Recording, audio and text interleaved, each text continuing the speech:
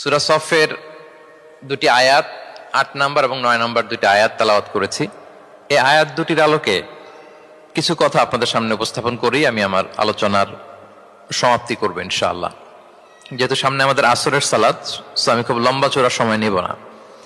আয়াত দুটিতে আল্লাহ তাআলা বলছেন যে যারা ইসলামকে পছন্দ করে না, যারা ইসলাম বিরোধী শক্তি,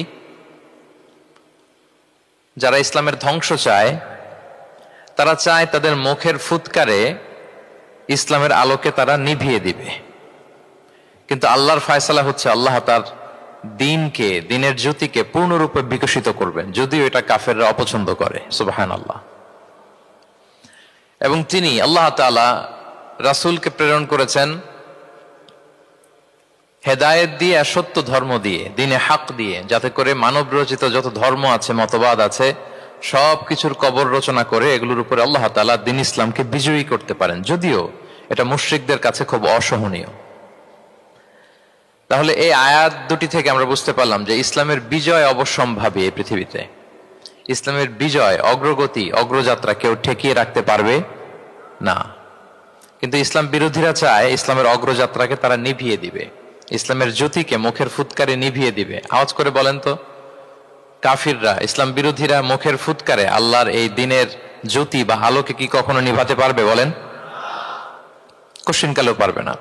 তারা নানা ষড়যন্ত্র করে, তারা নানা ধরনের চক্রান্ত করে, কূটকৌশল করে, আমাদেরকে আমাদের ভূমি থেকে উচ্ছেদ করে, আমাদের ভূখণ্ডে বোমা নিক্ষেপ করে, নানা ধরনের ষড়যন্ত্রের ছক এঁকে আমাদের নওজওয়ানদেরকে শহীদ করে, গ্লোবাল সমুদ ফ্লোটিলার মতো নৌবহরকে আটকে দিয়ে ওরা ভাবে যে ওরা ইসলামের বিজয়কে ঠেকায় ফেলবে। আসলে কি পারবে? না।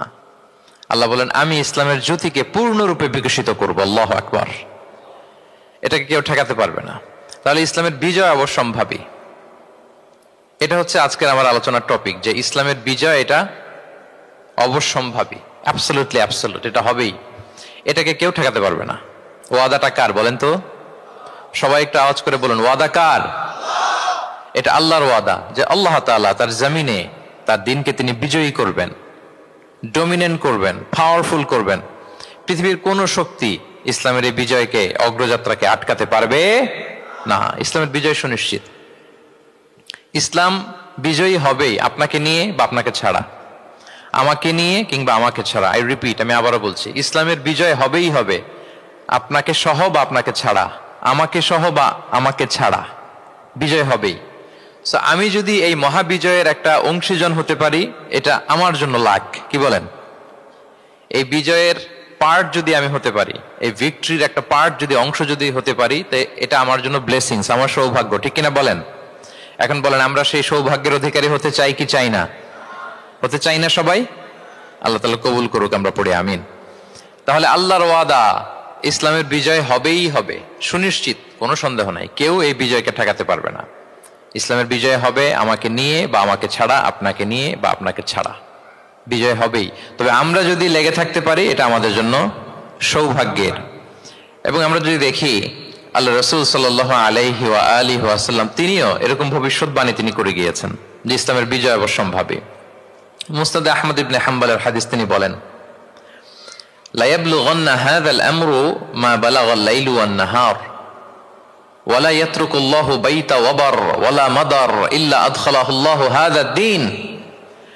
এই দ্বীন ইসলাম, এই লা ইলাহা ইল্লাল্লাহর বাণী পৌঁছে যাবে গোটা বিশ্বব্যাপী। যেখানে দিন হয়, রাত হয়, দিন রাত্রির আবর্তন পৃথিবীর যেখানে ঘটে, সেখানেই কালেমার বাণীকে পৌঁছে দিবে কে? এই পৃথিবীতে এমন কোনো কাঁচা পাকা ঘর থাকবে না যে এই ঘরে লা ইলাহার বাণী পৌঁছাবে না। সুবহানাল্লাহ। পৃথিবীতে এমন কোনো জায়গা থাকবে না, এটা হোক মরুভূমি, হোক জঙ্গল, হতে পারে পাহাড়, হতে পারে কোনো আদিবাসী নৃগোষ্ঠী থাকে, পৃথিবীর এমন কোনো জায়গা থাকবে না যেখানে লা ইলাহার বাণী পৌঁছাবে না। পৌঁছে যাবে। সহিহ মুসলিমের আরেক বর্ণনায় আল্লাহ রাসূল সাল্লাল্লাহু আলাইহি ওয়া আলিহি ওয়াসাল্লাম তিনি বলেন, ইন্নাল্লাহা যাওয়ালি আল আরবা ফারাআইতু মাশারিকাহা ওয়া মাগারিবাহা ওয়া ইন্না মুলকা উম্মতি সায়াবলুগু মা যুবিয়া লি মিনহা। তিনি বলেন, আল্লাহ তাআলা গোটা বিশ্বটাকে ছোট করে একটা রেপ্লিকা বানিয়ে আমার চোখের সামনে তুলে ধরেছেন। আমি পৃথিবীর প্রাচ্য পাশ্চাত্য সবটুকুন দেখেছি, আর আমি যদ্দূর দেখেছি ঠিক তদ্দূর কালিমার বাণী পৌঁছে যাবে। সুবহানাল্লাহ পড়বেন না? তার মানে গোটা বিশ্বব্যাপী ইসলামের সুমহান বাণীকে পৌঁছে দিবে কে? আল্লাহ পৌঁছে দিবেন। আল্লাহর ওয়াদা আর নবী আলাইহিস সালামের ভবিষ্যৎবাণী। তো ইসলামের এই বিজয়ের অংশী যেন আমরা হতে পারি, আল্লাহ আমাদেরকে তৌফিক দান করুক। আপনি যদি বর্তমান পৃথিবীর দিকে তাকান তাহলে দেখবেন যে ইসলামের বিরুদ্ধে এত ষড়যন্ত্র, এত কনস্পাইরেসি, এত অত্যাচার, অপারেশন, এত কিছুর পরেও ইসলাম হচ্ছে world's fastest growing religion right now. পৃথিবীর সবচাইতে গ্রোয়িং রিলিজিয়ান হচ্ছে ইসলাম, সবচাইতে। আপনি দেখেন, জরিপ চালিয়ে একটু খোঁজ খবর নিয়ে দেখেন, সারা ওয়ার্ল্ডে দ্য ফাস্টেস্ট গ্রোয়িং রিলিজিয়ান হচ্ছে ইসলাম। সবচাইতে বাড়ন্ত যেই ধর্মের ভেতরে মানুষ বানের পানির মতো প্রবেশ করছে, সেই ধর্মটার নাম কি? ইসলাম। মানুষ প্রবেশ করছে বানের পানির মতো। আপনি পশ্চিমা বিশ্বে দেখেন, প্রতি জুমাবারে অনেক অমুসলিম, নন মুসলিম, ইহুদি, খ্রিস্টান, এইথিস্ট, সংশয়বাদী, অ্যান্টাগনিস্ট, তারা এসে শাহাদা বাণী পড়ে মুসলমান হয়ে যাচ্ছে প্রতি জুমাবার, নারী পুরুষ নির্বিশেষে, আস্তিক নাস্তিক নির্বিশেষে প্রতি জুমাবারে তারা এসে শাহাদা পড়ে মুসলমান হয়ে যাচ্ছে। এটা তো মসজিদের খবর। রাস্তাঘাটেও আমাদের পশ্চিমা বিশ্বের দায়ীরা রাস্তার মধ্যেও দাওয়াতি কাজ করে, আলহামদুলিল্লাহ। এটাকে স্ট্রিট দাওয়া বলে। এই যে এরকম টেবিল নিয়ে বসে কোরআনের ট্রান্সলেশন নিয়ে, কিছু ইসলামের সহজ সরল বই নিয়ে তারা নন মুসলিমদের সাথে ইসলাম নিয়ে কথা বলে, আর ওরা খুব ফ্রেন্ডলি মানুষের সাথে মেশে কথা বলে, ফলে ইজিলি তাদেরকে অ্যাপ্রোচ করা যায়। তো তাদেরকে অনেকে জিজ্ঞেস করে যে তোমার ধর্ম কি, তোমার বাবার ধর্ম কি, what do you think about life after death, মৃত্যুর পরের জীবন নিয়ে তোমার ভাবনা কি, তোমার দাদা কোথায় গেল, তোমার বাবা কোথায়, তো চলে গেছে, তুমিও কোথায় যাবা। এইভাবে যখন জিজ্ঞেস করে নন মুসলিমদেরকে, তাদেরকে যখন ভাবাতে ভাবাতে ভাবাতে ভাবাতে ইসলামের বাণীগুলো যখন তাদের সামনে পেশ করে, তারা যখন কনভিন্সড হয়, অনেক ক্রিশ্চিয়ান, অনেক জুইশ, অনেক নন মুসলিম ওই রাস্তার ওই দাওয়া কাজের মধ্যে, স্ট্রিট দাওয়াতেই ওইখানেই ঘোষণা দেয়, আশহাদু আল্লা ইলাহা ইল্লাল্লাহ ওয়া আশহাদু আন্না মুহাম্মাদান আবদুহু ওয়া রাসূলুহু। রাস্তায় আধা ঘন্টা দাওয়া কাজের মধ্যেই ওরা কনভিন্সড হয়ে মুসলমান হয়ে যায়। World's fastest growing religion. গোটা বিশ্বব্যাপী এভাবে ইসলামকে আল্লাহ তাআলা ছড়িয়ে দিচ্ছেন, গোটা বিশ্বব্যাপী ছড়ায় যাচ্ছে। কেউ এর অগ্রগতিকে থামায় রাখতে পারবে না, অসম্ভব। দেন কোশ্চেন হচ্ছে, এত এত ধর্ম থাকতে, এত এত ডক্ট্রিন থাকতে, মতভেদ থাকতে ইসলামের গ্রোথ এত বেশি কেন? গোটা বিশ্বতে দেখি মুসলমানরা মার খায়, ফিলিস্তিনে মার খাচ্ছে, আরাকানে মার খাচ্ছে, কাশ্মীরে মার খাচ্ছে, সব জায়গায় আমরা অপ্রেসড। তারপরেও মানুষের এত অ্যাট্রাকশন কেন ইসলামের প্রতি? ইসলাম থেকে তো মানুষ ভয়ে ভাগার কথা ছিল। ইসলামোফোব যেভাবে তারা ডিজাইন করেছে ওয়ার্ল্ড ওয়াইড, ইসলামের ব্যাপারে একটা ভীতি যেভাবে আন্তর্জাতিকভাবে ছড়িয়ে দেওয়া হয়েছে, এখন তো ইসলাম থেকে দূরে যাওয়ার কথা ছিল, কি বলেন? কিন্তু তার বিপরীতে বানের পানির মতো মানুষ ইসলাম ধর্মে ঢুকছে, লা ইলাহা পড়ে তারা সৌভাগ্যবান হচ্ছে। এর কারণটাকে আজকে আমরা এই কারণটা উদ্ধার করবার চেষ্টা করব, যে কেন হওয়ার কথা ছিল ইসলামের কথা শুনলে মানুষ ভয় পাবে না, সে নন মুসলিমরাই ইসলামের সুশীতল সুমহান বাণীর নিচে আশ্রয় নিচ্ছে। এর কারণটা কি? এই কারণগুলো আজকে আমরা বলবো।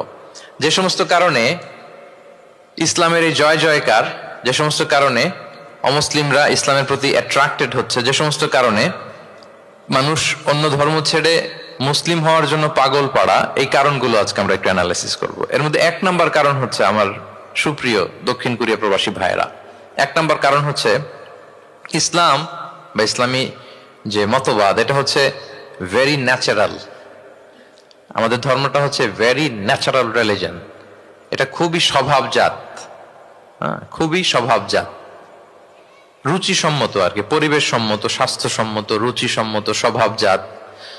এটা মানতে, শুনতে, বুঝতে খুব সহজ, এটা আমাদের জীবনের সাথে খুব যায়। আরবিতে এটাকে বলে দীনুল ফিতরা। কি বলে? দীনুল ফিতরা, মানে এটা ফিতরাতের ধর্ম। এই ধর্মের উপরই মানুষকে আল্লাহ তাআলা তৈরি করেছেন।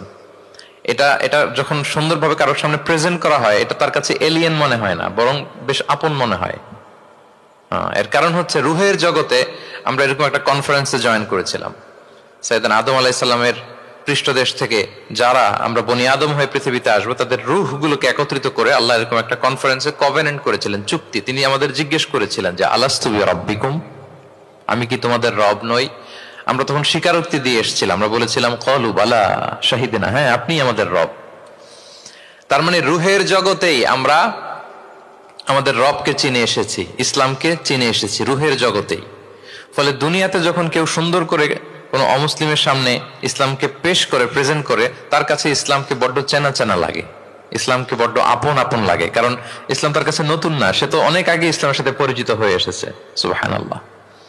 রুহের জগতেই সে ইসলামকে চিনে এসেছে, ইসলামের সাথে একটা ইন্টারাকশন তার রুহের জগতেই ছিল। ফলে দুনিয়াতে যখন চমৎকার ভাবে কারোর সামনে ইসলামকে প্রেজেন্ট করা হয়, ইসলামকে তার কাছে অপরিচিত লাগে না, এলিয়েন মনে হয় না, বরং বড্ড আপন আপন লাগে তার কাছে ইসলামকে। ফলে সহজে সে ইসলামকে গ্রহণ করতে পারে। তাহলে এটাকে বলা হয় ফিতরাত। ফিতরাত ফিতরাতাল্লাহিল্লাতী ফাতারান নাস আলাইহা লা তাবদীলা লিখালকিল্লাহ, আল্লাহর প্রকৃতির অনুসরণ করো। আল্লাহ